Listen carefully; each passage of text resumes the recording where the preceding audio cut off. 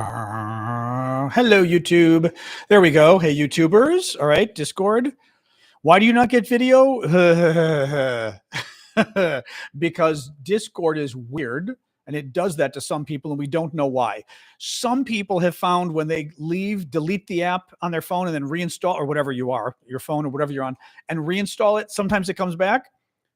Some people, it doesn't. We have no idea why. There's something weird with the Discord app and some people, and nobody's been able to figure out why. From TikTokers. Yeah, but I mean, it's worth a try. One person, maybe Gunther, I think, was the person recently who deleted and came back and it worked, but other people deleted and came back and it didn't work. So, like, it does not make sense. All right, there's TikTok as well. All right, we are live. It's alive, I tell you. It's alive. Anyway, sorry about that, Doug. It's a very weird Discord thing, and we can't figure out what the problem is. Thank you, Ash. So how's everybody doing today? Happy Thursday. Woo, woo, woo. Woo! We're selling Mom's house tomorrow, so this has been a fun week. And it's still going on. Still waiting for documents, so been a little like I'm back to the stress of the first months of dealing with the estate. It's back. So I'm okay, but I'm a little stressed today. So the house will be sold tomorrow. That at least gets us one step closer to not having to deal with this stuff anymore. So anyway, the home is in Chicago. Greece would have made it even more complicated. Although having a home in Greece would have been nice, but I don't know that we would have sold that one. Hello, DBZ in the UK. Anyway, so welcome, guys. I am John Aravosis. Welcome to the show. Hey, Michael. As you guys know, this show is, well, two things. We talk about the latest news from the U.S., where I am, Washington, D.C. We talk about the latest news, the war in Ukraine, topic we all care about a lot. My background is politics, foreign policy, U.S. politics overall, really. I've been working on U.S. politics in Washington for like 40 years now, some of them in graduate school and then some of them out of graduate school, maybe 35 years out of graduate school, 36 years. So I do know something about the topic. So I thought a while ago it might be nice to start a show where I get to, walk people through what's actually going on in politics. That's sort of the idea. I give you the briefing of what's going on that I think is relevant today and try to explain why I'm even talking about why I think the story matters, help you guys sort of see under the car hood. We'll use an auto analogy since we're going to start talking about tariffs on cars in about 2 seconds. The other thing is this weekend, remember we've got our coffee talk for TikTokers on Saturday. That's the show I do every Saturday morning. Thank you, Tobin. That's the show we do every Saturday morning for the paid monthly subscribers. That's all the folks on TikTok who have SNN next to their name on disc, trying to even say any use SNNs there today. Oh, Blue Ariel, of course. Those of you on Discord whose names are colored, so to speak, and those of you on YouTube whose names are green.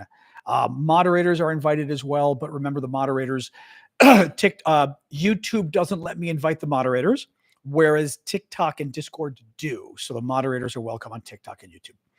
All right, let's get rolling, guys. So welcome all. Let's start with the Trump's tariffs. So Trump, he's going to just destroy the economy. We talked yesterday about how a lot of the folks on Wall Street and America's businesses, the big businesses, are really worried that Trump is hurting the economy. And very interesting article in the Wall Street Journal, America's financial paper of record, run by Rupert Murdoch, very conservative guy, conservative Republican.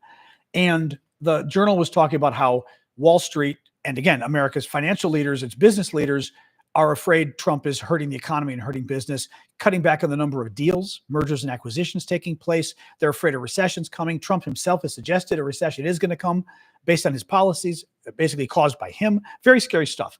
Well, Trump just put us another step towards economic problems. He just announced 25% tariffs on every car coming into the U.S. We talked about this yesterday, I think briefly. Every car coming into the U.S., and also on every car part coming into the U.S. Here's the problem. Every American car has 50 to 60% foreign car parts.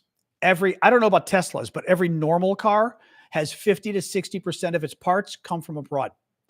According to the analyses, the average car costing $40,000, American-made car, okay? The average American-made car costing $40,000 is going to go up in price $5,000 because of Trump's tax on every car coming into America. A tariff, a tax, it's the same thing. Literally, it's a tax on the car as it comes in. They're going to raise the prices on you. So car prices are going up $5,000 on average for a car costing $40,000. Imports, that's American-made cars.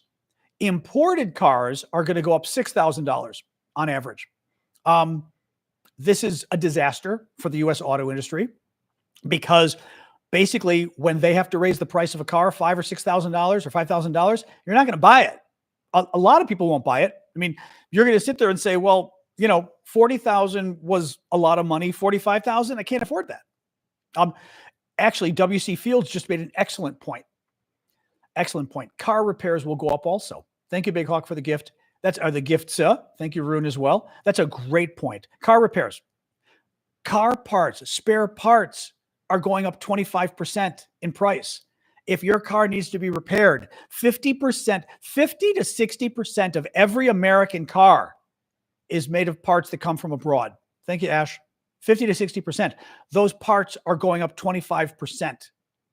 Your repairs could go up 25%. I mean, again, part of the problem is the cost will be passed along to you. Where does the money go? The money goes to the U.S. budget. It goes to the federal government. Ironically, Trump keeps talking about cutting the budget, except he's taxing you and taking more money. Trump actually has lied about this repeatedly. He did it again the other day. He claimed falsely that the money was going to come from abroad. The money is not going to come from abroad. It's going to come from, all of it is coming from Americans. The way tariffs work, again, he's not telling the truth. You can Google this. As Gunther likes to remind me, you can Google this. Tariffs are a tax on a product when you bring it into the U.S. So if you are an automaker and you're bringing in cars from abroad, or you're bringing in parts from abroad, even better, you're a U.S. automaker, 50 to 60% of your parts come from abroad. They do. You buy those parts from Japan or Mexico or Canada. The parts come to the U.S. border. U.S. Immigration and Customs says, okie dokie, Ford Motor Company, you just bought these parts from Mexico. Your parts cost $10,000, but I've got news for you. Donald Trump just put a 25% tax on all foreign car parts coming into America. Now Ford Motor Company, instead of $10,000 that you bargained for those parts from Mexico, you've got to pay $12,500, 25% more. Or if your deal's for $1 million, you've got to pay $1.25 million because you've got to pay a $250,000 tax. So American companies will have to pay literally a fee at the border. When their product crosses the border, the U.S. government will say, we are not giving you, American company, the product you bought from Mexico or China or Canada or wherever, anywhere in the world, unless you pay us a 25% tax to the U.S. government. Now, again, the problem is that's the American company getting taxed. Then the American company has to say, well, the price of my good just went up 25%. Am I going to eat it, or am I going to pass it along to consumers by raising prices? Pretty much everyone's going to raise prices to a degree because no one can afford for the price to, no company can afford for the cost of a product to go up 25% and not raise the price, right? So this is bad. This is bad. But car prices are going to go up about 5%. Like we said, American cars are going to go up about, not 5%, excuse me, not 5%, but about 7%, actually. They're going to go up around $5,000 for a $40,000 US car. For an imported, this is American made, for an imported car, prices are expected to go up around $6,000 on average. Oh, well. Ferrari also said today it's raising its prices 10% in response to Trump's tariffs. Now, Ferrari people, my nephew just told me, I think the cheapest Ferrari goes for like $200,000. Ferrari buyers may not care. They've got the money. Having said that, if I were spending $200,000 on a car, I'd still be annoyed if now I had to spend $220,000 on the car. But Ferrari just announced they're raising their prices 10% because of Trump's tariffs. What is that? That's 10% inflation, folks, at least for car prices, at least for Ferrari. But the point overall is this is inflation. We talked about this. It literally is happening as I am speaking. Trump denied it. Trump supporters denied it. Ferrari just confirmed they're raising their prices 10% in response to Trump's tariffs. Trump's tariffs have just cost a 10% inflation on Ferraris. And Walmart said the same thing. Remember, Walmart said last month they're going to have to raise their prices because of Trump's tariffs. Oh, well, FAFO. So an update on that story yesterday. First, we talked, like I said, about the U.S. news. Then we'll switch over to Ukraine. There's a lot of Ukraine. There's a decent amount of Ukraine news today. Not a ton of U.S. news. So there are 4 U.S. service members missing in Lithuania. Yesterday, the news initially was that they were dead. They are missing. Now, it does not look good, but they are missing. Basically, they were doing exercises. They were in an area, I think you guys were, maybe it was Manana, I think saying yesterday, you guys were saying like Lithuania apparently has a lot of bogs, which are marshes and things, like watery areas with plants that you can sink and get stuck, right? Well, their vehicle, they were driving an M88 armored vehicle. Actually, I'm looking at my notes here, but I remember that's what it was, an M88 armored vehicle. Their vehicle was found submerged in water, 5 meters of water. They was 5 meters down. That's 15 feet down that their vehicle was. They have not found these guys yet. Or guys and gals. I don't know if any of the female troops, but very scary stuff. The concern is that these people drowned, but very, very scary stuff. So they've not found them yet. They're still trying to find, but this took place Tuesday at 10:45 a.m. Eastern time, U.S. It is now 6 p.m. Eastern time on Thursday. So this was 2.5 days ago. Not good. Not good. Bookish says they believe there was a female soldier. It's very scary. It's very scary. All right. This was interesting. So in response to that Signal scandal, the Trump senior military advisors, Secretary of Defense, CIA director, Director of National Intelligence, Vice President, Secretary of State, sharing classified information in an unclassified setting. It was actually Secretary of Defense who was doing the sharing of the classified information. They just the quick summary is they decided to set up a chat group on Signal. Signal is an encrypted chat app. It is a private company. It is not approved for classified information. They're supposed to be using U.S. systems for that because it's a private company and your information is still going there even if it's encrypted. Well, they used it. They used it with their own personal phones. At least one of them did. Trump's Ukraine war negotiator Witkoff admitted he uses his personal phone for these classified conversations, a total violation of national security policy because your personal phone can be hacked by the Russians. And anyway, big scandal. The Secretary of Defense gave out a ton of classified information in this channel, including that we were going to bomb the Houthis in Yemen, when we were going to bomb them. We were going after some of their top officials. Lots of details. The exact hour, the exact minute we were going to bomb them. It's highly classified information. Well, the big problem was these idiots invited a U.S. journalist onto the chat. They literally accidentally invited a U.S. journalist to be part of the chat. So he's reading all of this, thinking it's fake. And finally, once the bombing happened at the right time, thank you, Ethan, the bombing happened at the time they literally said the bombing was going to happen. He said this was real. Then the Trump people admitted it was real. They then turned around and tried to pretend like it wasn't classified. Literally every single person I've dealt with classified information, but every single person who's dealt with classified information says, of course it's classified. A military attack that no one knows is happening, and you discuss it on this group. Hey, next Tuesday, we're bombing Yemen, and it's going to be at 1:45 in the afternoon Eastern time, as if that's not classified information. The fact that the U.S. is going to war on a certain date at a certain time, what weapons we're using, what aircraft we're using, what minute the bombs are landing. Again, they're just lying. They're just lying. In any case, the latest news on this, which is actually very interesting. Senate Armed Services Chair Roger Wicker, a Republican from Mississippi, and the top Democrat on the Senate Armed Services Committee, Jack Reed, in a letter dated yesterday to the Department of Defense Inspector General, requested an investigation and assessment of the Signal chat incident. So very interesting. The top Republican on the military committee in the U.S. Senate is requesting an investigation of the incident, which is kind of fascinating because typically that stuff doesn't happen, which is interesting. I'm gonna, just because sometimes I do jump in with questions. Jace is saying, shouldn't that have gone through Congress first? What exactly, Jace, should have gone through Congress? What are you asking about? I'll try to keep an eye out for you to follow up there. DD asked a good question too. Why didn't the reporter say in the chat, ham a reporter? Oh, should the bombing have gone through Congress first? That's a complicated question. The U.S. has not declared war since, God, when's the last war we were officially in? I don't even know. Was Vietnam a war?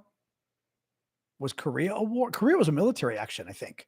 I was going to say World War II might have been. Iraq was not. I don't think we declared war. Iraq, there was a war resolution, but I don't know if we declared war. I was on the Senate floor with the Iraq war resolution, actually. I was sitting there when it happened, but I have a funny feeling we didn't declare war.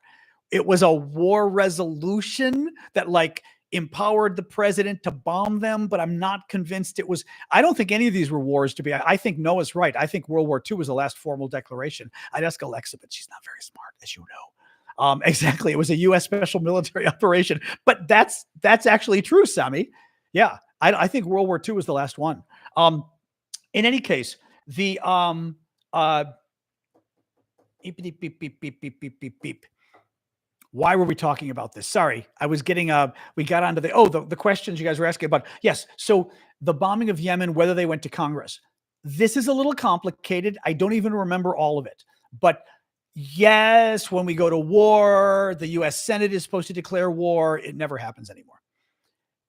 In Iraq, I believe what they did, for example, the good Iraq War, 1991, when we invaded in Desert Storm, when we invaded and took back Kuwait, when Iraq had annexed Kuwait, that was the good one. That I wanna say that we empowered the Bush administration to invade, but we didn't declare war, but we passed a resolution saying, yes, go for it, right? So it was a quasi declaration, but not really.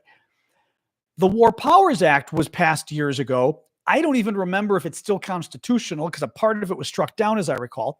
But the War Powers Act was passed that required the administration to basically inform Congress when it was attacking and doing certain military actions. The question there, though, is Trump may have notified Congress. It's entirely possible he did, right? It's entirely possible he notified Congress. So, because they've got to basically notify like the senior leadership, and the senior leadership keeps it quiet. He may have. We don't know. But at most, that's what they would have to do. At most, they would have to notify the heads of the Intelligence Committee and the committees, and then like the leadership in Congress, the top Republican, the Gang of Eight, exactly, the top Republicans and Democrats in the House and Senate, and the Intel committees. I believe I always forget Gang of Eight who it is. I think it's the two leaders, and Intel heads. Actually, it could wait. 2 and 2 and Intel heads. I think so. Thank you, Succeed. Yeah, through Signal. Exactly. Notify them through Signal. Exactly. In any case, that there isn't a lot of Trump news today. We're going to switch to Ukraine in a second. I see our trolls aren't here today. Did they? Did nothing happen that they needed to defend Trump on? We're not getting a lot of trolls today. Our trolls. What are you doing? Warm weather. Is Russia not paying you enough?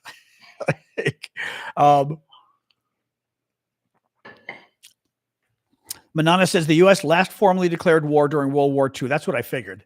Yep, that's what I figured. Okay, yeah. That makes sense. Anyway.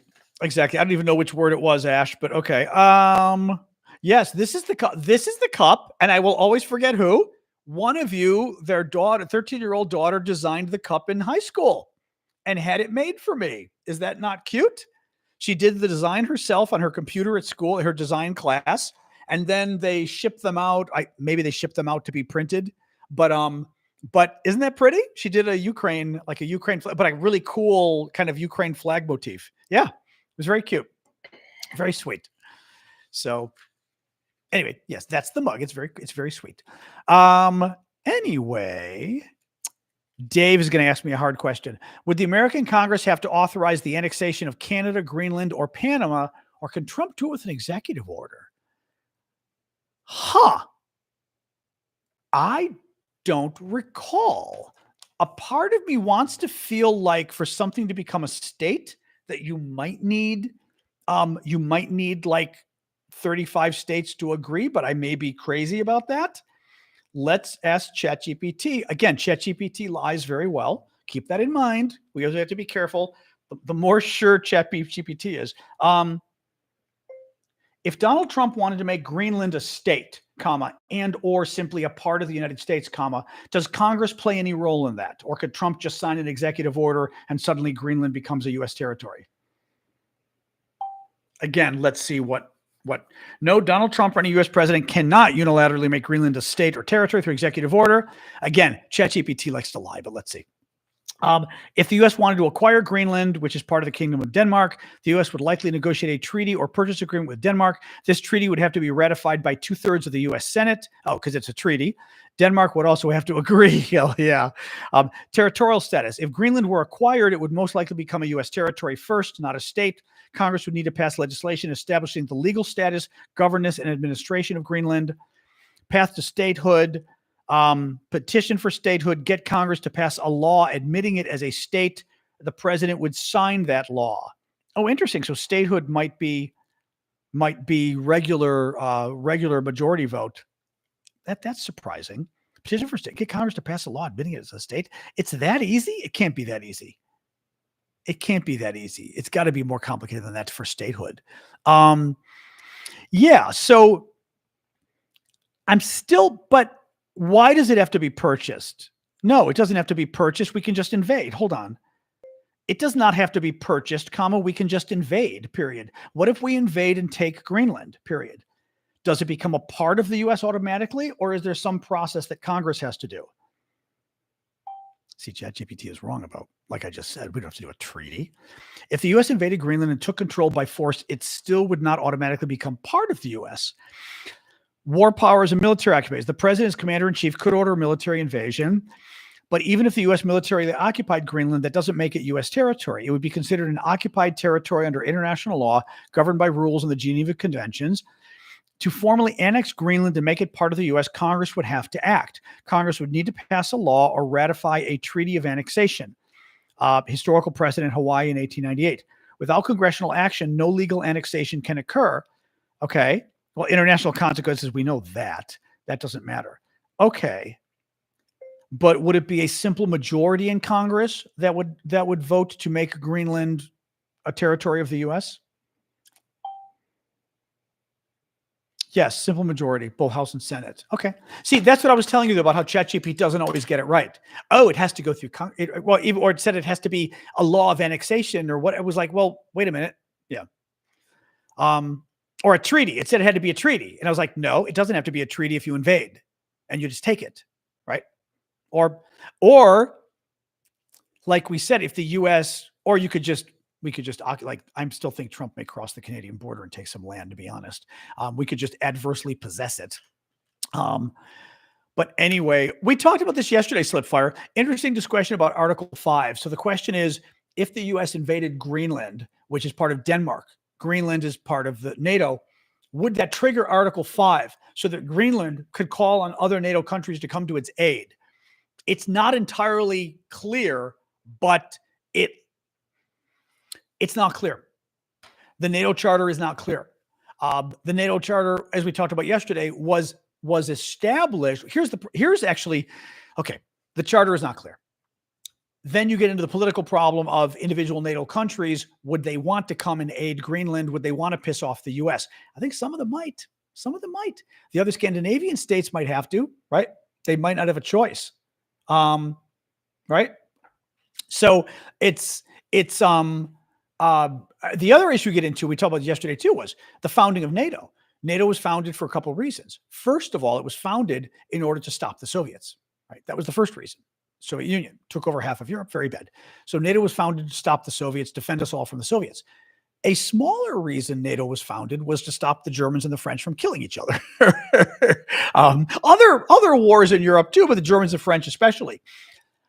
If one of the reasons to found NATO was to stop the Germans and French from going to war, to NATO members, then implicitly in the charter was the whole point here is to stop them from going to war.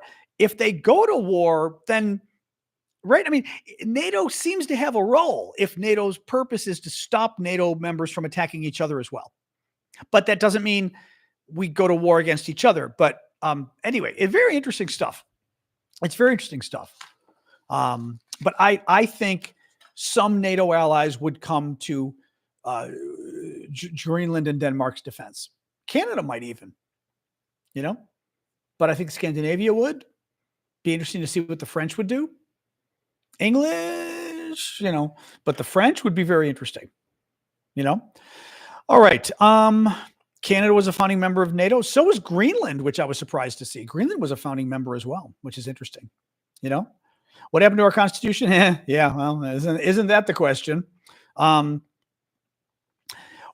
that's an interesting question too. Manana asks, if Trump ordered it, would all of the U.S. military follow his orders? If Trump ordered the invasion of Greenland, the individual military members in general would probably follow orders. Would the generals? I mean, if Trump ordered him to attack a NATO ally, I don't know. You might see a lot of generals resign. The problem is then the scary generals might be the only ones. The scary generals might be the only ones who remain, which is kind of scary, right? I mean, good generals might not follow his orders and then they'd leave. Thank you, Randy Fred, for the gift. Thank you, Cheryl, as well. Keep the gifts coming, guys. But this is part of the problem, right? Like Trump says invade Greenland. The good generals say, no, we're not going to do that. Trump fires them or they resign. Now the bad generals are left and he hires more bad generals. And all of a sudden, now we've got crazy people all over the Pentagon.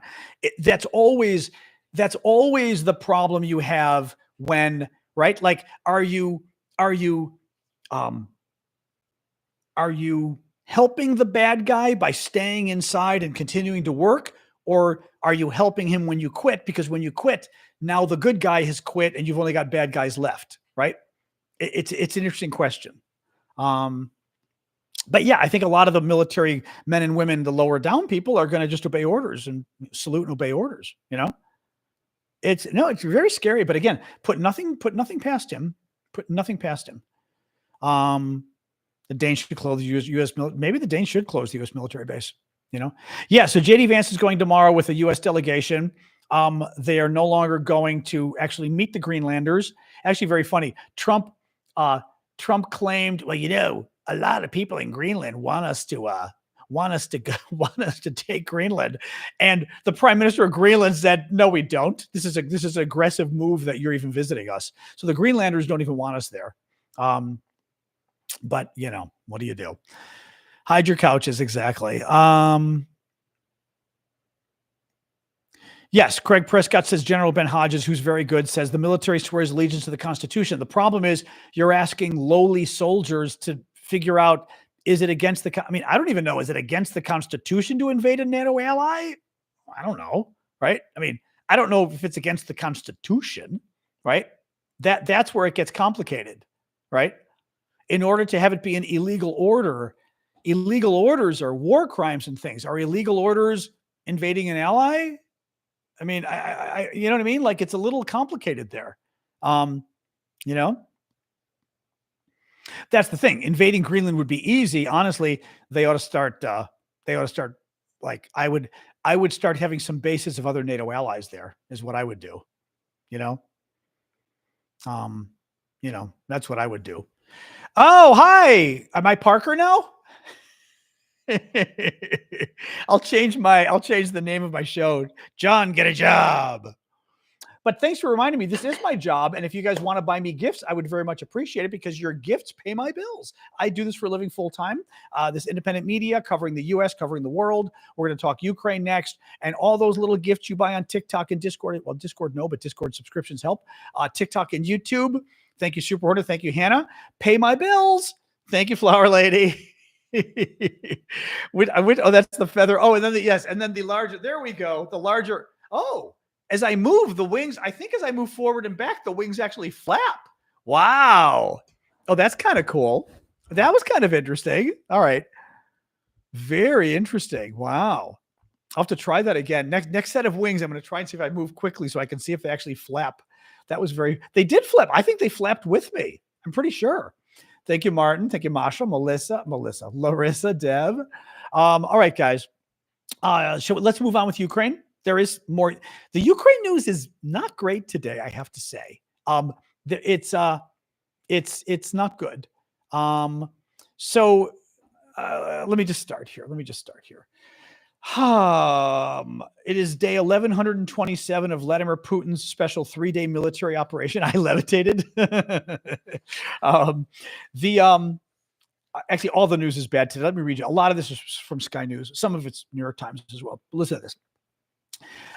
There is a feeling in Volodymyr Zelensky's camp that they don't have the U.S. anymore on their side. And so they are looking to Europe. I could have told you this. I mean, says Sky News' correspondent, Adam Parsons.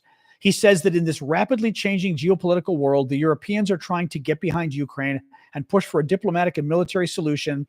And yet around them is this disconcerting vision of America and Russia becoming closer. Okay, I'm going to read the rest of the story in a second, but I've said this before. It almost annoys me when I read stories like this. The Europeans need to stop having this epiphany that, gosh, I mean, like even this story, gosh, is it possible that America isn't on your side anymore? Yeah, we already know that. Is it possible America's on Russia's side? Yes, we already know that. I mean, the Europeans need to sort of get over this, like get over these things going, there's this sudden realization that possibly the U.S. isn't on your side anymore. The U.S. isn't on your side. It's not. Europe needs to act accordingly. But you are not dealing with friends anymore. You need to figure out how to deal with this. But it's over. The special relationship, at least for right now, is over. You got to figure out what to do about it. But I think, like, it just annoys me a little because I feel like some of the leaders are still going, well, maybe, no, not maybe. Now, having said that, maybe you can work something out with Trump, but he's an adversary. It's like working something out with Putin at this point. Right? You're not working something out with a friend. And there is no special relationship anymore. There will be when Democrats come back into power, but right now, there is no special relationship with the UK anymore either. You're better, but you're also, to be honest, the UK has a little bit of a more special relationship with the Trump administration because, oh, here we go. I think they do flap when I move. The UK has a special relationship with the Trump administration. A little, it's not a big special relationship. A little one because you speak English and you're white. That's about it. That's about it. I mean, I think it's a special relationship with a small s and a small r. Like, it's not a real formal one anymore. Thank you, Amy. When Democrats come back, yes. But right now, no. So more here. That worries a lot of diplomats. Sky News' correspondent said they want to be seen as united and offering their own response, but what that response actually looks like is still very vague. He notes that Zelensky has been almost biting his tongue when it comes to the U.S. He knows he shouldn't criticize Trump, but when it comes to Steve Witkoff, who's Trump's special envoy to the Middle East and to Russia, he seems to take the brakes off and referred to him being from another planet. Oh, hello. Who was that? Cheryl. Thank you, Cheryl, for the Elvis head. Thank you, Marsha, as well. A little more on that. Trump administration. Oh, God, the mineral deal. Listen to this. The Trump administration is seeking new terms for the U.S. access to Ukraine's minerals. So the Ukrainians basically said at this point, the Ukrainians said today, the mineral deal is actually going backwards. Like, it looks like it's off at this point. Trump keeps changing his mind every minute about what he wants. So this mineral deal is pretty much the U.S. trying to extort Ukraine. Again, Trump has a history of doing that. I'd like you to do me a favor, though, right? During his first term. It's the U.S. trying to extort Ukraine to give us access to their mineral, like half ownership of their minerals that could be worth $1 trillion because we gave them a lot of weapons and support. Now, Trump claims we gave Ukraine $350 billion worth of support. He's lying. We gave Ukraine about $118 billion of support. That's still good. Europe gave a lot more, but we gave a good amount. That's nice. Trump wants to own Ukraine's minerals now. Thank you. Who is that? Marsha. Thank you for that. Thank you, Bobby, as well. Trump wants to own Ukraine's minerals now in response. That deal fell through when Trump and J.D. Vance went crazy at Zelensky when he was at the White House recently. The problem now is nobody knows what Trump wants. The administration keeps changing its mind. The only reason they keep changing their mind is because Trump is like, woo, woo, woo, woo, right? You know this. It's Trump. It's Trump literally every minute to the guy. Oh, ask him this, ask him this, ask him this. The Ukrainians said today they have no idea what the U.S. wants. The deal looked like it's going backwards, and it looks like the deal is not even going to go through. Let me read a little bit more. Trump is calling, again, for massive U.S. ownership of Ukrainian minerals and now their energy sector. He wants ownership of their nuclear plants, among other things, while offering Kyiv no security guarantees at all in return. Trump is, initially we were thinking like, well, for example, we were thinking, oh, is this the America gets part ownership of Ukraine's minerals, and in exchange, America will keep providing Ukraine with aid? And it sounds more and more like Trump is saying, no, we helped you the last couple of years. You're going to give us your minerals as payment. Like, it doesn't even mean anything going forward in terms of us helping you again. A little more of it. This is via the Financial Times, by the way. Under the new deal, which was sent to Kyiv and seen by the Financial Times, the U.S. is reportedly demanding that Ukraine and the U.S. set up a supervisory board to oversee a joint investment fund to split the income from Ukraine's oil, gas. Oh my God, oil too? Oil, gas, and mineral projects. We're stealing their oil and gas as well. Oh my God. This is like Russia. We're taking their oil and gas as well. The U.S. would then appoint 3 of the 5 board members, giving Washington full veto power over the fund. Ooh, thank you, Janice, for that. So we get part ownership, maybe even half ownership. Yes, we get half ownership of Ukraine's gas, oil, and minerals. The board overseeing it has 3 Americans and 2 Ukrainians, so we get to veto anything the Ukrainians want. Ooh. I mean, the U.S. would receive royalties from the fund before Ukraine. So the U.S. would apparently receive royalties to pay us back, and Ukraine wouldn't get a dime until the U.S. got all of its money back, $120 billion or whatever the hell it is. 3 senior Ukrainian officials cited by the Financial Times suggested the deal was now unlikely to happen, with one saying the new U.S. draft proposal was unfair and another likening it to robbery. I mean, honest to freaking God. You know, then again, this is who he is, right? This is not somebody who's on Ukraine's side. This is somebody who's on Putin's side. Of course, he's trying to fleece the Ukrainians. Ukraine should say no. They really should say no. I mean, honestly, this is, again, where Europe has to step in. Now, there's a little bit of other news about Europe that's actually is somewhat beneficial here. President Macron of France announced something today that's confusing but interesting. He announced a reassurance force. Basically, that thank you, Marsha. Keep the gifts coming, guys. And by the way, member subscriptions, anybody who's a subscriber, tomorrow morning, we've got our show at 11, not tomorrow. No. I keep thinking today's Friday.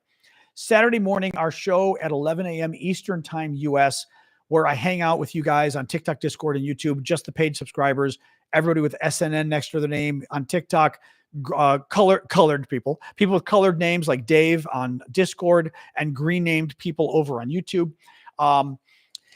But thank you, Dev, for the gift. President Macron, so the French have been talking with the British and a lot of others about possibly putting peacekeepers in Ukraine after the war is over, or after peace treaty goes into effect. France is now announcing that they and the Brits will send troops regardless, as they're calling it a reassurance force and not a peacekeeping force. I'm not sure what that means. Supposedly, I think, because they go and they explain in the article, I think what they mean is that, the SNN, there you go, Tom. There you go. Thank you, Blue. I see some people got their free, maybe somebody can help Eve out. Eve is on disability and would appreciate a subscription for a month. They're 1-month subscriptions, folks, just so you know. And if somebody else buys you one, then you get a second month, et cetera, et cetera, et cetera. Macron, the president of France, is saying this is not a peacekeeping mission. It will be a reassurance mission. He said, for example, the British and the French troops will not be at the Russian border. They will not be on the front lines between the Russians and the Ukrainian troops, right? Thank you, Bobby. What I think the distinction he's making is Macron is saying that, thank you, Wayne. I'm from America, but I love the UK. I think that the distinction he's making, the French president, is that thank you, Marsha, for the gift, by the way, a peacekeeping force would literally be separating the Germans, separating the Russians and the Ukrainians. A peacekeeping force. Hey, Eve, there you go. Somebody got it for you, Eve. Excellent. If you're around, come back tomorrow morning, 11 a.m. Eastern time, US, and that's when I do the hangout just for the subscribers. It's just a small thing, but we hang out for an hour, and it's a nice, more quiet, smaller group. So I can we can talk about everything. It's a nice crowd. Just sort of grab a cup of coffee. If you're in America, grab coffee. If you're in Europe, it's a little late, but what do you do? But yeah, not tomorrow. Saturday. I'm sorry, not tomorrow. I keep feeling like today is Friday. Saturday morning at 11 Eastern. I'm sorry. Saturday. 11 a.m. Washington, D.C. or New York City time. Sorry. I am stuck. I don't know why it feels like Friday to me, or today is just Friday. I think with the sun, it's getting warm. It's like, who knows? So that's the deal. So the French and the Brits are talking about now sending troops to Ukraine when the war ends, whatever ends. And the troops would not be at the front line, but they would be at strategic locations across Ukraine. I think the idea here is that at the front line would be the most dangerous thing to do to stop the Russians from advancing at all. Okay. What the French and the Germans would do is putting the troops at key locations still makes it difficult because then the Russians can't bomb. The Russians could invade with troops, but they couldn't bomb. If there were, for example, French and German troops at key air bases, for example. It has been a long week. I think that's what the problem is, Mel. I'm just very tired. If they put French and German troops at Ukrainian air bases, the Russians couldn't bomb the air bases because they'd be afraid of killing Brits and French, right? So that's the concept here. It's very interesting. Let me see what else is here. Oh, and then Russia got very upset. Russia. I like to quote the Russians on this stuff because they're so full of it. I mean, I'm sorry. I'm not afraid of the Russians. Listen to this. The Russians, our country stands categorically against this scenario, which risks a direct confrontation between Russia and NATO. Why would that be? Why would there be a confrontation between Russia and NATO? If French and British troops are spread around Ukraine and not at the front, and the Russians have no intent to invade Ukraine again or bomb Ukraine again, then why would there be any confrontation between Russia and the French and the British troops if they're far away from the front lines and Russia isn't bombing the rest of Ukraine, right? And I think this might have been Kaya Kallas, I forgot who it was, who called their bluff and said, there's no risk at all to French and German troops being in Ukraine if Russia's not planning on going to war again. Ooh. Anyway, thank you, Joshua. And then here's my favorite. My favorite line. I love when the Russians do this because this is something that, and this is one of those things where I point these out to sort of show you who we're dealing with. The Russians are really stuck in the past. They don't understand us. They're stuck in the past. Listen to this quote from the Russian Foreign Ministry spokeswoman, Zakharova. In comments carried by the state news agency TASS, she added that they hate the Brits, by the way. The Russians I think they're so jealous of you guys. Britain, they've got a special place in their heart for Britain, like hating you guys. Thank you for the cake there, Marsha. The UK wants to provoke the European Union into a bloodbath with Russia. Yeah, okay, sure, whatever. And then listen to this. The British golden dream. It just kind of makes me laugh because, again, non-English speaker use it. Golden dream is not a phrase I would have used, but let's not go there. The golden dream of the Brits, she said, is to push European countries together and join the Anglo-Saxon coalition. The Russians love to talk about us as being Anglo-Saxons. The Anglo-Saxons, I don't think the Anglo-Saxons have existed since... Did they really exist after the 700s? I mean, help me out. You Brits may be better on this than I am. Were there Anglo-Saxons much after the 700s or 800s? Like, didn't the Saxons kind of get overrun and the Anglos kind of took over? Am I right on this or what? It's no descendants, sure. We're also descended from Neanderthals. I mean, I'm 2% Neanderthals. So like, yeah, sure. They're not bitching about the Neanderthals taking all over, right? No, I mean, it's weird. It's just so they do this all not after the Norman. Well, so when was it? Was it the Norman invasion that got rid of the Anglo-Saxons or the Saxons at least? I mean, the thing is, it's so weird. It's so freaking weird. You know, I mean, why would you like the Russians still talk about the evil Anglo-Saxons? And the best part is you always see like the defense, the Western defense people online, especially the NAFO people they like to put up like Anglo-Saxon war plans. And they talk about, oh yes, our secret war plans against the Russians. But they draw them to look like the war plans of like the battle of what's the tapestry, like the tapestry, that tapestry in France is, I forget if it's in Bayeux or where it was. I went in northern France, but to look like that tapestry that's from like, the year 1100 or whatever, because they're the Anglo-Saxon war plans. It's very funny. Now, Lynn, the only question there is are you sure? Lynn was just did a super chat talking about a Yale professor moving to Canada. There is a Yale professor moving to Canada. It is not, let me rephrase this. There is a Yale professor who is not Timothy Snyder moving to Canada. I don't know whether he's moving to Canada. We can check and see. But there's a different, he may be going too. I think Lynn might be right here. Okay, 3 are going. Wow. He is. Lynn was right. Wow. Yale's losing 3 professors. Holy shit. 3 prominent critics of President Donald Trump are leaving Yale's faculty and the United States amid attacks on higher education to take up positions at the University of Toronto in the fall of 2025. Holy cow.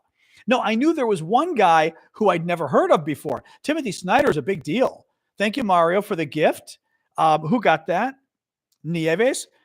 Is there an audio crackle again today for YouTube? That happens sometimes. I don't know whether it's, I'm going to move my cord around. Sometimes the cord is being evil.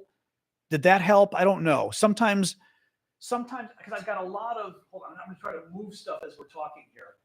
There's a lot of technology behind my desk and it crackles sometimes. Sorry.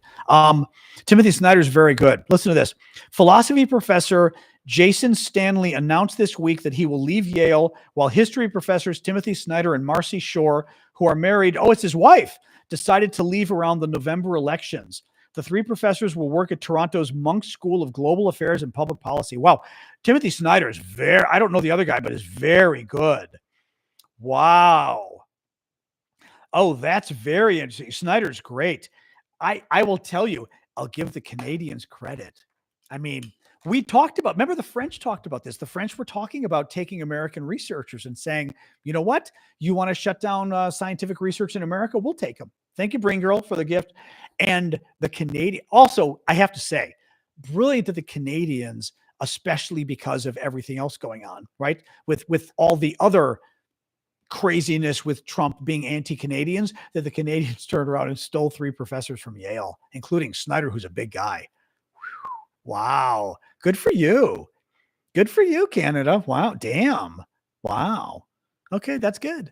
Yeah, sorry about the crackling. Hopefully as I said, there's a lot of technology behind my desk, and some of it is clearly interfering, but there's just, I have no idea how to make it interfere. I tried to move things apart a little bit, but not sure how to make it any better. So sorry about that. A little more news. That's wild though. Hang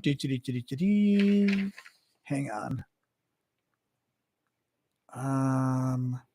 North Korea sent 3,000 more troops to Russia to offset losses in Ukraine. 69% of Ukrainians have trust in Zelensky. That's actually very interesting. Jeffrey Sachs is a horrific human being. Yeah, so that's Jeffrey Sachs. You can Google him. Jeffrey Sachs is, yeah, yeah, pro-Russian, horrific. So yes, I would not listen to or believe. Jeffrey Sachs used to be a credible. I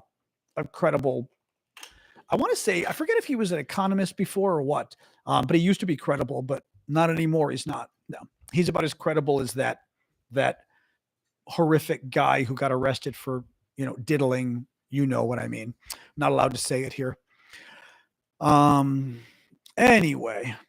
All right. What else? So yeah, anyway, we're done. This is the part of the show we hang out. He's not credible at all. No, he's not. This is the part of the show we hang out and we chat about these topics or anything else you guys want. Ukraine, Russia, America, tyranny. He was an economist. That's what I thought. He was like an international economist, and then he became a little cuckoo. And now he's a Russian sycophant. Yep. So. Yep. He's really not. Let it go. All right. So what else? What else, guys? Oh, there's a difference. I did not see Lynn's super chat, I don't think. Hang on. Or did I? Wait. Let me see. I may not have. There it is. Let me see here. Hang on. Of course I saw Lynn's. What are you talking about? We just talked about it. Oh, unless it was Jens. We just talked about it for the last 5 minutes. Unless Lynn had a different super chat. Timothy Snyder. We just talked about it for 5 minutes. I mean, I appreciate you letting me know, but we just talked about it for 5 minutes. Yeah. So thank you. Mario had 2 gift memberships. Thank you, Mario. That was very sweet of you. I did not see that Mario had 2 gift memberships. Ew. King Charles hospitalized due to complications from cancer treatment. Ew. That's not good. Well, there's lots of problems here, Noah. Yeah, sorry. Noah's trying to give me advice how to make my microphone not cackle.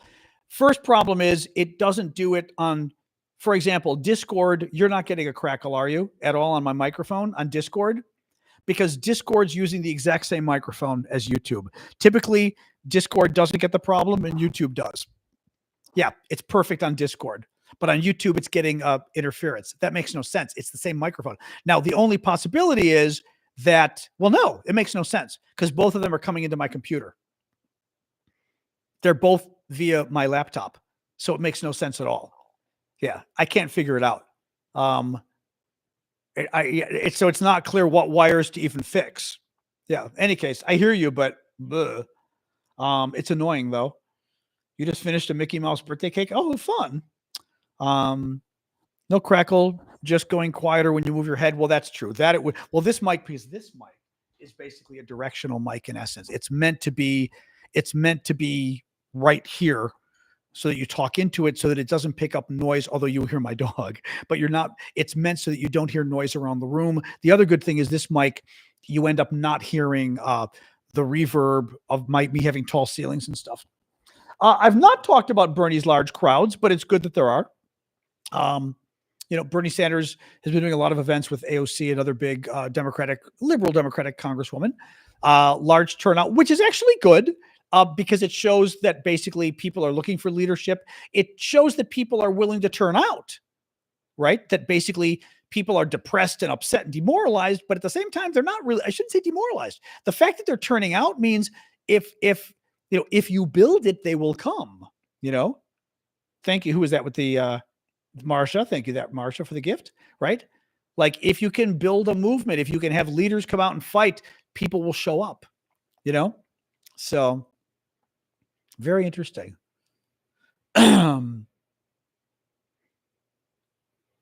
Yeah, tech guy. Syndicate helps me. The problem is it's way too complicated. Yeah, like I said, why? I mean, again, I don't want to get into it now, but why would my mic crackle on YouTube but not on Discord when it's the same mic on the same computer? I've got YouTube on one screen and Discord on the same computer screen. And Discord is perfect and YouTube it crackles. It makes no sense. I can't remove the mic from YouTube and reinstall it because YouTube has an issue where basically if you disconnect something, it dies and you can't reconnect it. So I would have to start the show over again.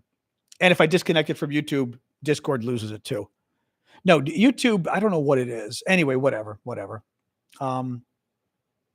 There's something going on. I don't know what it is, but as I said, I don't know why it is that anyway, we'll let it go. We'll let it go.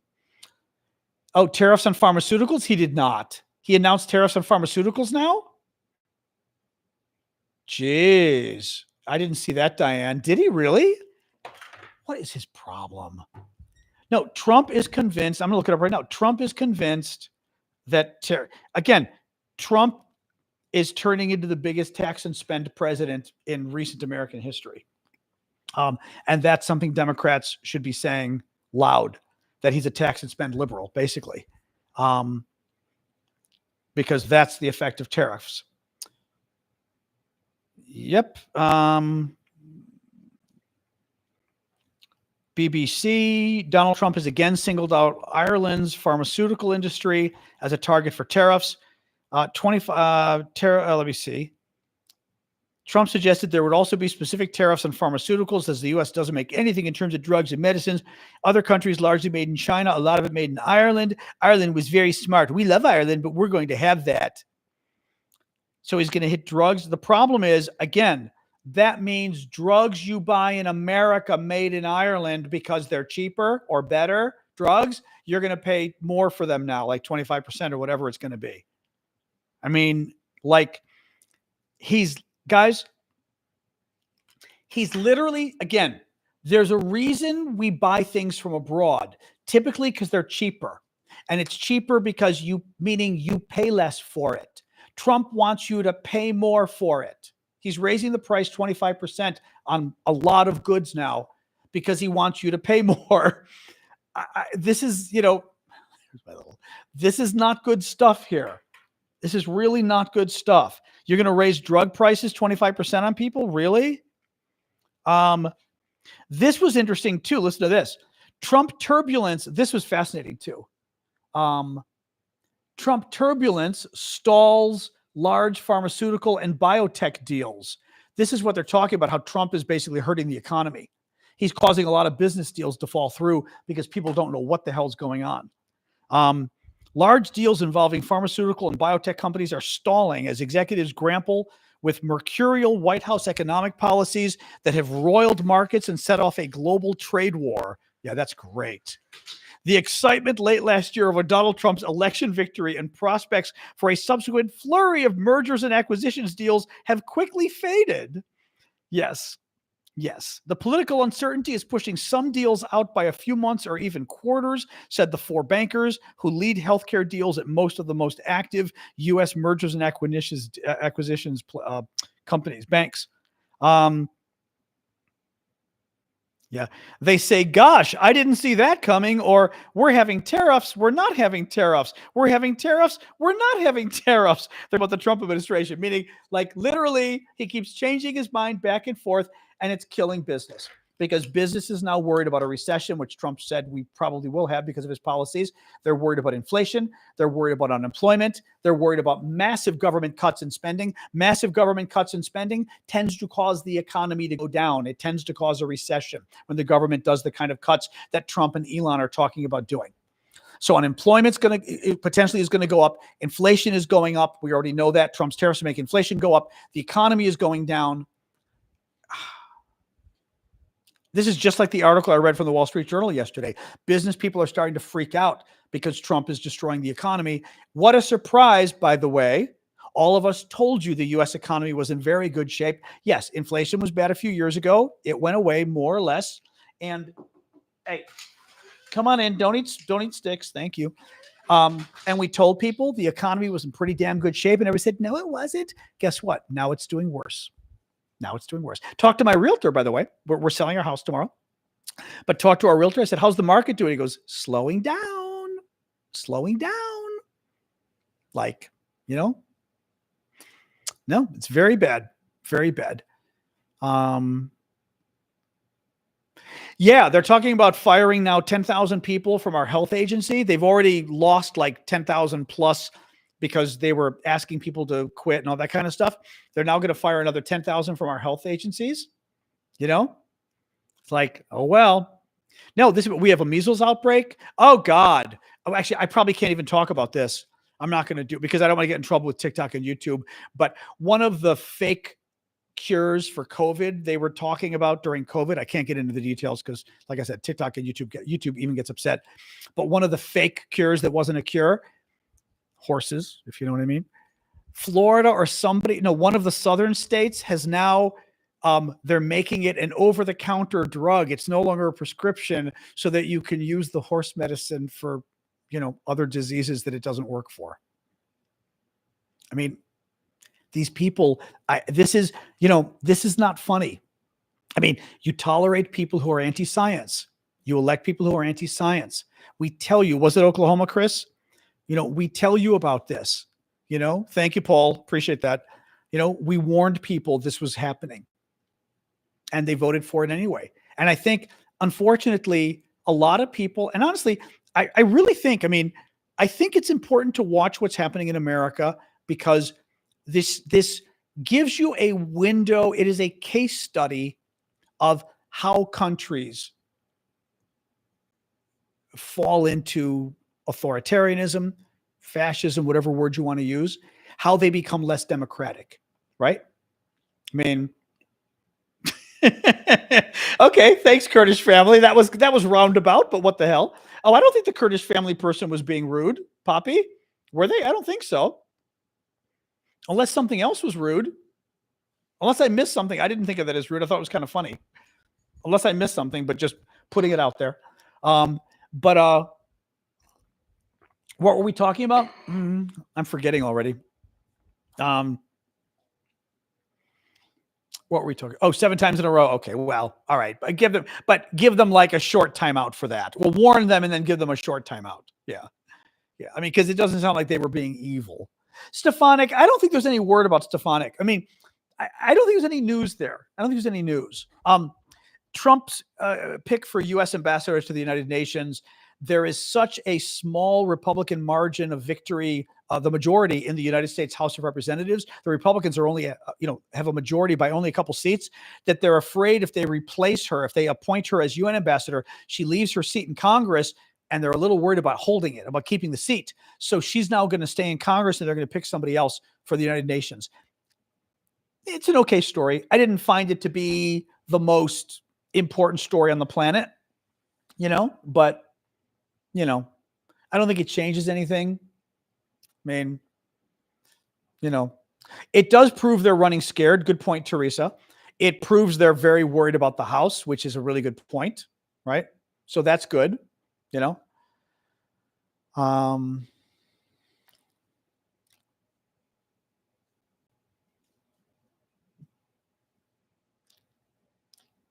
Oh, that's interesting. Oh God, that's horrible.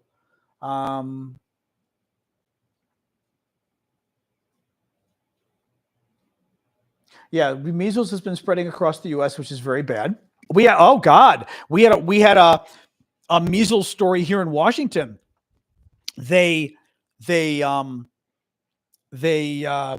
Somebody like took a plane, then took a train from New York City to DC. Again, the train in America, trains take forever. So like 3 hours on the train, which is bad. You got measles, contagious. Doesn't feel well, goes to urgent care, which is kind of like the doctor emergency room, but not quite the emergency room. And came down with measles. And they were, traveling all over DC, coming from New York, and they have measles. You shouldn't be having measles in America. A child, they think. I did not see that. I didn't see any more news on it about whether this was yet again a unvaccinated. One of the big cases in Texas was unvaccinated, of course. They're supposed to get vaccinated. They don't like it. Drudge Report. Oh, let me finish this first. Let me see. I don't know if we've got any other. ABC News. A measles case was confirmed in a person who traveled to Washington, D.C. on an Amtrak train. The person visited multiple locations while contagious, including the southbound train, as well as a MedStar urgent care. DC Health said it is currently working to inform people who are at these locations. Oh, my God. See, but that's what's scary. He's at the urgent care. I've been to these urgent cares. You're there for 3 or 4 hours before they help you. So he's in the room with people for 3 hours, and he's got measles. And he's on a train. The train from New York is 3 hours. He's on the train from New York for 3 hours with measles with people around him or her.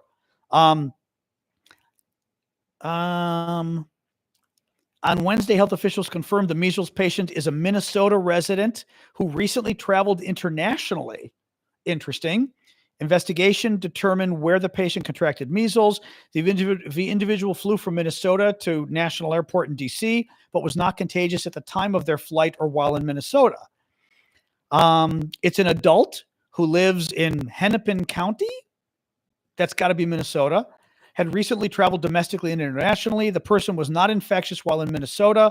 There were no exposures in Minnesota. Looks like they were infectious here. The individual was fully vaccinated with the measles, mumps, and rubella vaccine. Breakthrough infections are rare but possible.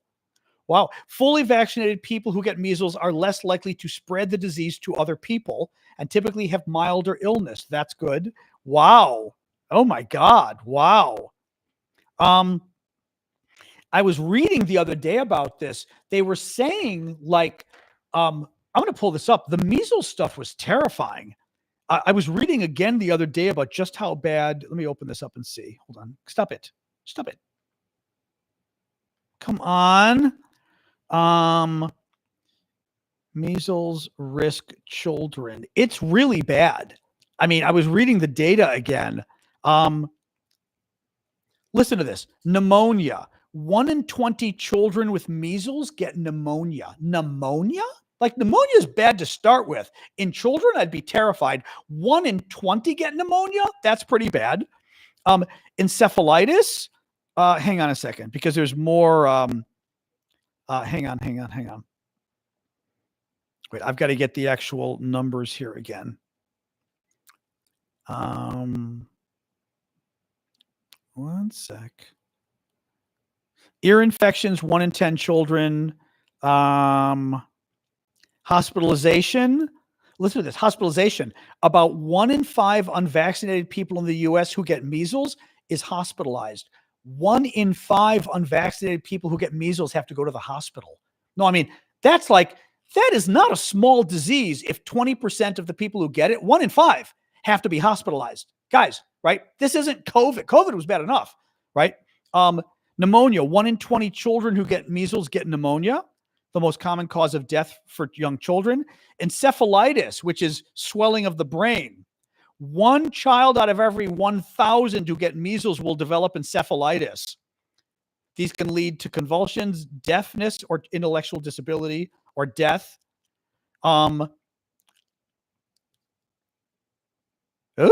Nearly 1 to 3 of every 1,000 children. So somewhere between 1 to 3 of every 1,000 children who become infected will die. Okay, you get it. This is not some lightweight disease. It's funny. I actually didn't know all of that. I knew measles was worse. I guess I always thought measles was like a really bad flu or something, right? Like, I guess I never remembered how bad that was. Wow. Oh my God, that's horrible. Wow. Still not immune. Well, that's one thing they do tell people is when you go for your physical, if it's been a while, you might want to have them do a blood test to see if you're still immune. I thought I asked my doctor a few years ago about it, and I thought he checked, but I don't recall now. I thought I have to ask him to check with my next physical. I think he checked. Highly contagious as well, as Chazak just said. That's true too. Wow. That is scary. Well, again, you're immune, but you still might catch it, but you'll have fewer symptoms, less contagious, fewer symptoms, etc. Wow. Man. Oh man. I know about Texas. I've known about Texas for months. We're talking about the outbreaks of measles across the U.S., Texas, but more than just Texas. But it just hit D.C. the other day too. Interesting, huh? Raul Dell, I didn't know that. Anyway, what else, guys? 7:15. Interesting. We're getting like privacy advice from YouTube over in the chat. That's interesting. That's really scary, though. Wow. Yeah, I don't know. I'll ask my doctor about it, what he says. I don't know. I don't remember. Are there measles boosters? I don't recall. I just don't remember because we got these vaccines when we were younger and we actually got them. Had to get vaccines in high school, had to get vaccines to go to college. Mouse says Mouse is saying yes. Others are saying I'm getting yes and no. You can get a booster. All right. Interesting. May not. I mean, either I got tested or my doctor said you're probably fine. Born before 1964, get a measles booster. Let me look and see again. When is it recommended to get an MMR booster? I actually had the mumps as a kid. That was fun. Okay. Yale Medicine says the 2 MMR shots given to children are considered full immunization for life and no additional vaccine is needed. People born before 1957 are considered to have presumptive evidence of immunity because nearly everyone born during this period got the disease during childhood. Wow. Oh, that's surprising. Wow.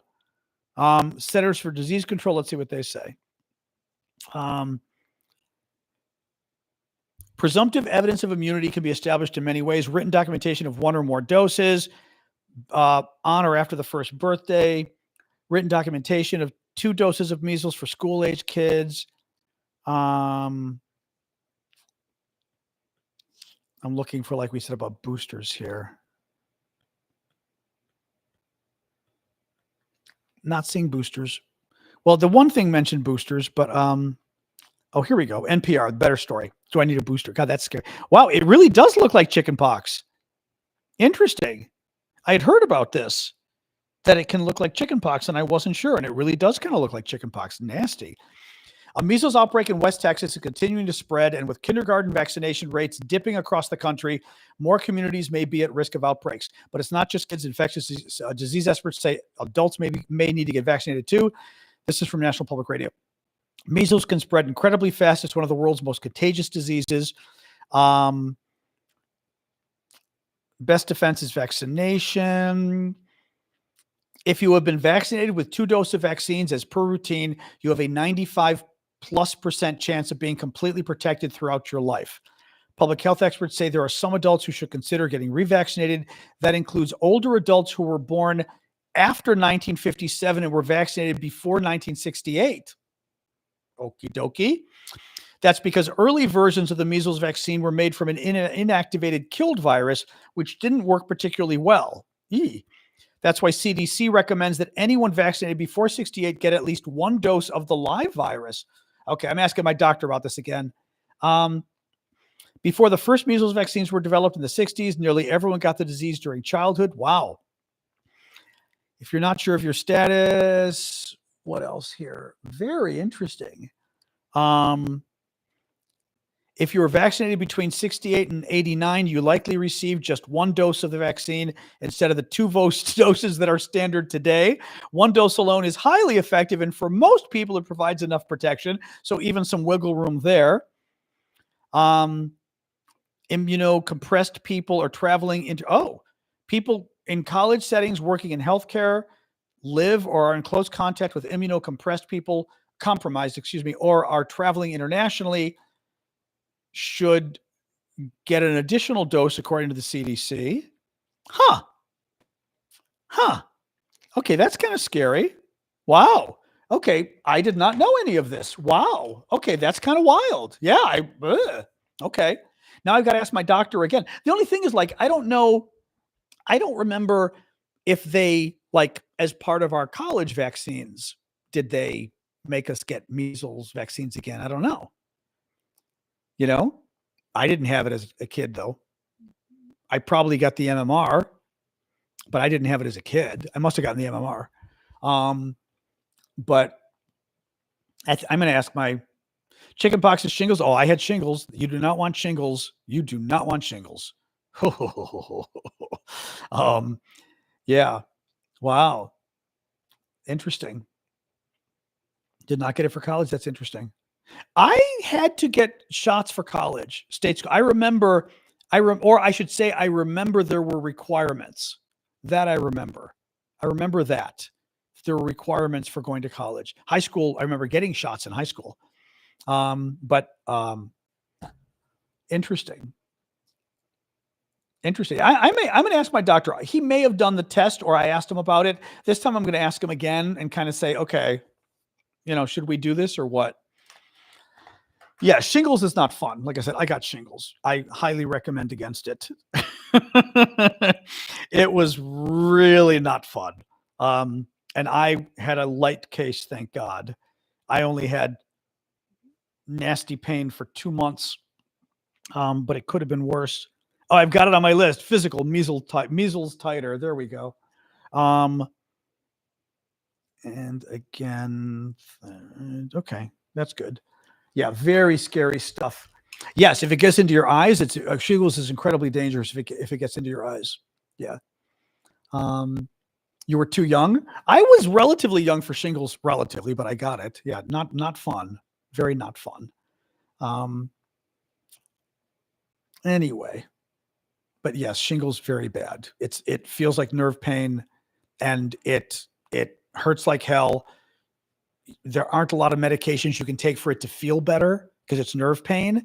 And as my doctor told me, it might go away in a few months. The pain feels like a knife in you because it's nerve pain. It felt like there was a knife sticking in my back. Not good. He said it may go away in a few months. It may take a year, or it may not go away at all. And I was like, what? Mine went away after 2 to 3 months. Thank God. Thank God the pain went away. But I mean, some people, it doesn't go away. And I couldn't sleep on my back for 3 months because it was like this big on my back. And it felt like there was a knife in my back. I couldn't sleep on it. Yours never went away, Colorado? Wow. Yeah, that's what I'm saying. Like a couple people on TikTok are saying their relatives' pain didn't go away. Yeah. Wow. That's scary. That's very scary. Shingles you get because you get it from the chickenpox virus. If you've been infected with chickenpox, the virus is in your body forever and it can come back. And when it comes back, it can manifest as shingles. That's how you get. There is a vaccine. I will let you decide since, of course, we don't want to give medical advice, but there is a vaccine against shingles. Yep. Very bad. Again, and you may have to, who knows if your insurance pays for it. Yeah, Shingrix. Who knows if your insurance pays for it or not or whatever. Yeah. Could be stress related, who knows. My doctor had told me, even though I had shingles, I was told at least that they recommended I get the shot anyway, because it could help for next time. So I did. But as I said, I don't recall if insurance does or doesn't pay and all of that. I just don't recall.